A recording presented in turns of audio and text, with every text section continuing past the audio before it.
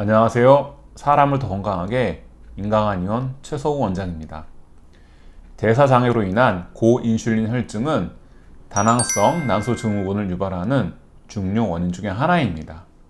고인슐린 혈증은 호르몬의 불균형을 가져와 난소의 스테로이드 합성을 자극하여 안드로겐이 과다하게 분비되게 합니다. 간에도 작용해서 혈중 테스토스테론 농도를 높입니다. 결과적으로 무배란, 다모증, 여드름 등을 증상으로 하는 다낭성 난소 증후군으로 이어지게 되는 것입니다. 이렇게 대사장애로 인해 생기는 다낭성 난소 증후군을 치료하려면 혈중의 인슐린 농도를 낮추는 치료가 매우 중요합니다.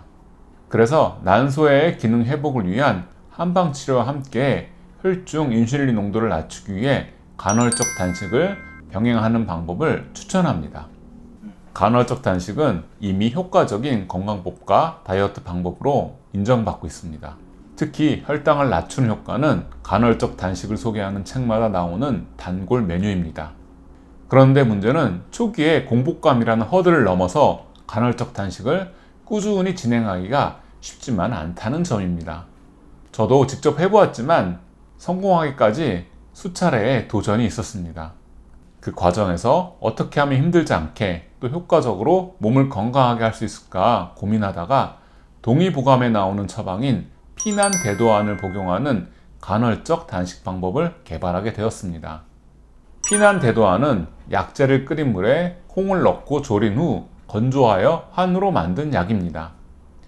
난을 피해 산속에 들어가 대도, 즉 큰도를 이룰 수 있게 해준다는 의미로 산중 생활을 하는 사람이 곡기를 끊고도 산에 나는 먹을 것만으로도 해독을 입지 않고 잘 살아갈 수 있게 해준다는 약의 의미입니다.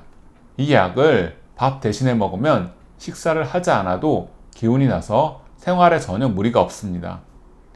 또 장애 운동을 활성화하여 체내에 쌓인 독성 물질을 대변과 피부로 배출하는데 이 과정에서 피부가 눈에 띄게 좋아집니다. 임상적으로 아토피성 피부염이나 여드름 등의 피부 질환에도 좋은 효과가 있었습니다.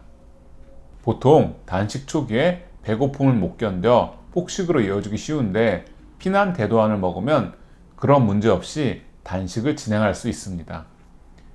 간헐적 단식의 횟수나 형태는 개인에 따라 조정할 수 있습니다. 처음에는 지나치게 무리하기보다 8시간 먹고 16시간 단식하는 8대16 형태의 단식을 추천합니다. 아침과 점심 식사까지는 마치고 저녁은 피난대도안으로 대체하는 방법입니다. 처음에는 피난대도안을 양에 신경 쓰지 말고 밥 대신으로 많이 먹어도 무방합니다. 시간이 지나면 점차 복용량이 저절로 조정됩니다. 좀 더 효과적으로 감량하려면 아침과 점심 식전에도 피난대도안을 복용하는 것이 좋습니다. 식사량 조절에 큰 도움이 됩니다. 이와 동시에 음식을 조심해야 합니다. 정제된 탄수화물인 밀가루 음식과 액상 과당 등의 당류의 섭취를 끊는 것이 좋습니다. 이러한 음식은 고인슐린 혈증으로 가는 직행열차입니다. 과일의 당분도 만만치가 않습니다. 또 감자나 옥수수 등의 전분도 혈중의 인슐린 농도를 빠르게 높입니다. 한방치료는 하복부의 습담을 제거하고 난소의 배란 기능을 회복시키는 옹경탕, 도담탕 등을 사용합니다. 자궁과 난소의 운동을 자극하는 하복부의 혈자리에 약침을 시술하는 치료도 필요합니다.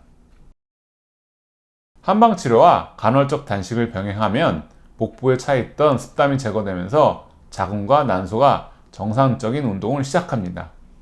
처음에 시동이 걸릴 때까지 시간이 걸리더라도 제대로 작동하면 정상적인 생리의 리듬이 시작됩니다. 이렇게 다시 배란이 시작되고 다낭성 난소 증후군이 치료되더라도 계속 식단 관리를 하고 추가적으로 간헐적 단식을 진행해서 재발을 막는 것이 좋습니다. 다소 힘든 과정이라도 내 몸의 건강을 위해 약간의 인내와 모험심을 발휘하시길 바랍니다. 이상으로 이번 영상을 마치겠습니다. 감사합니다.